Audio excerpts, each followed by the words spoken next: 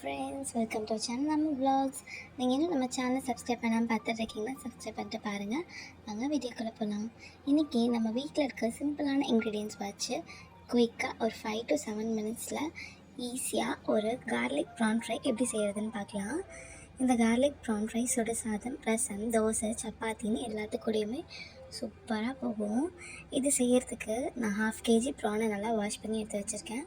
அது கூட 1 tablespoon turmeric powder, 2 tablespoon chilli powder, 1 tablespoon pepper powder, 2 பச்சை மிளகாய் ஸ்லிட்ஸ் போட்டு எடுத்து வச்சுருக்கேன். 6லேருந்து 8 பூண்டு குட்டி குட்டியாக சாப் பண்ணி வச்சுக்கணும். ஒரு ஃபுல் லெமன், 2 கொத்து கருவேப்பிலை, 1 tablespoon சில்லி ஃப்ளேக்ஸ். இதெல்லாம் தான் இந்த டிஷ் செய்ய தேவையான பொருட்கள். இப்போ நான் ஒரு பவுலில் கழுவி வச்ச ப்ரானை ஆட் பண்ணி அது கூட 1 tablespoon chilli powder, 1/2 tablespoon turmeric powder, 1 tablespoon pepper powder, 1/2 லெமனோட ஜூஸ் போட்டு நல்லா மிக்ஸ் பண்ணி இதை ஒரு 1 hour ஃப்ரிட்ஜில் வந்து மேரினேஷனுக்கு வைக்க போகிறேன். நீங்கள் ஒரு 5 to 6 hours கூட வச்சு பொறுமையாக கூட செஞ்சு சாப்பிட்டுக்கலாம்.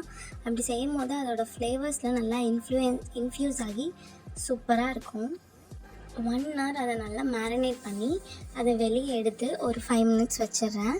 வச்சுட்டு ஒரு பேனில் 1 tablespoon கீ ஆட் பண்ணி, கீ நல்லா சூடானதும் நம்ம மேரினேட் பண்ணி வச்சுருக்க ப்ரான்ஸை அதில் ஆட் பண்ணிக்க போகிறோம்.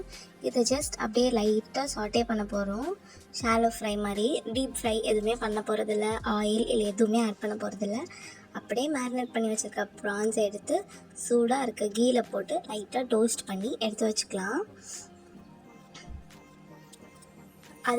அதிலே வந்து நல்லா தண்ணி விட்டு அந்த தண்ணியிலே அந்த ப்ரான்ஸ் வந்து நல்லா கொதித்து நல்லா வெந்து வரும்.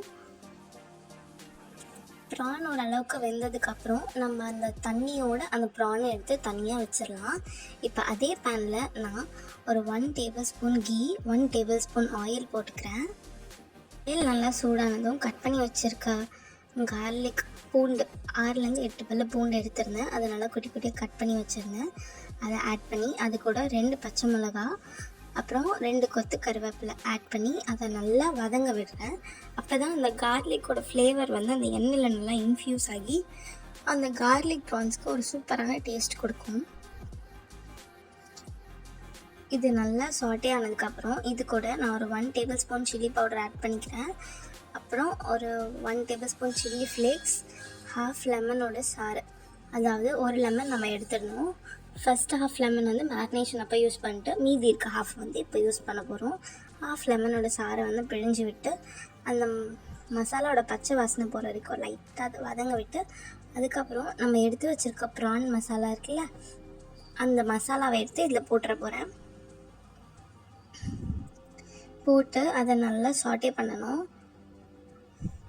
நல்லா சாட்டே பண்ணி அந்த தண்ணி நல்லா சுண்டி அந்த மசாலா எல்லாம் உள்ளே இறங்குற அளவுக்கு நம்ம அதை ஃப்ரை பண்ணி எடுக்க போகிறோம். இதை நீங்கள் இப்படியே கூட ஒரு 2 minutes லைட்டாக சாட்டே பண்ணிவிட்டு கூட எடுத்து வச்சுக்கலாம். அது வந்து நம்ம தோசை, சப்பாத்திக்கெலாம் கிரேவி மாதிரி தொட்டு சாப்பிட நல்லாயிருக்கும்.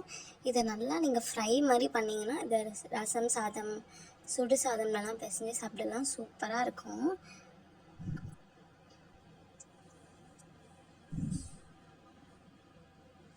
அவ்வளோதான், நம்மளோட கார்லிக் ப்ரான் ஃப்ரை சூப்பராக ரெடி ஆயிடுச்சு. இந்த ரெசிபியை நீங்கள் எல்லாம் ட்ரை பண்ணி பார்த்துட்டு எப்படி இருந்துச்சுன்னு கமெண்ட்ஸில் சொல்லுங்கள். இது சூப்பரான ஒரு ரெசிபி. ஒரு 5 to 7 minutesலேயே ஈஸியாக பண்ணிடலாம்.